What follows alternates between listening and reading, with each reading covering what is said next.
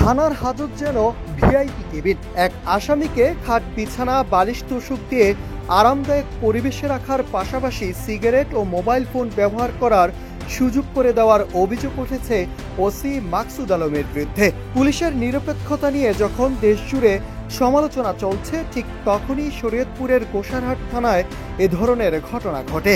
এই ঘটনায় ওসি মাকসুদ আলমকে প্রত্যাহার করে পুলিশ লাইনে সংযুক্ত করা হয়েছে বলে নিশ্চিত করেছেন জেলার অতিরিক্ত পুলিশ সুপার তানভীর হোসেন। ওয়ালটন এখন দেশের সীমানা পেরিয়ে পৌঁছে গিয়েছে 50টিরও বেশি দেশে। ওয়ালটন, ঘরে ঘরে বিশ্বজুড়ে।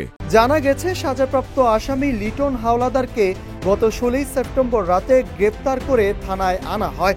তবে তাকে হাজতে না রেখে আলাদা কক্ষে বিশেষ সুবিধা দেওয়া হয়। এ বিষয়ে জানতে চাইলে অভিযুক্ত ওসি মাকসুদ আলম সাংবাদিকদের বলেন, আসামি অসুস্থতার কথা বলায় তাকে বিশেষ কক্ষে রাখা হয়েছিল।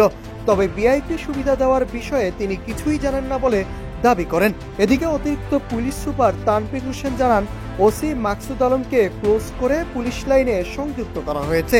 ঊর্ধ্বতন কর্তৃপক্ষের সিদ্ধান্ত অনুযায়ী তার বিরুদ্ধে পরবর্তী ব্যবস্থা নেওয়া হবে। Nahid Hasan, news desk, Ittefaq.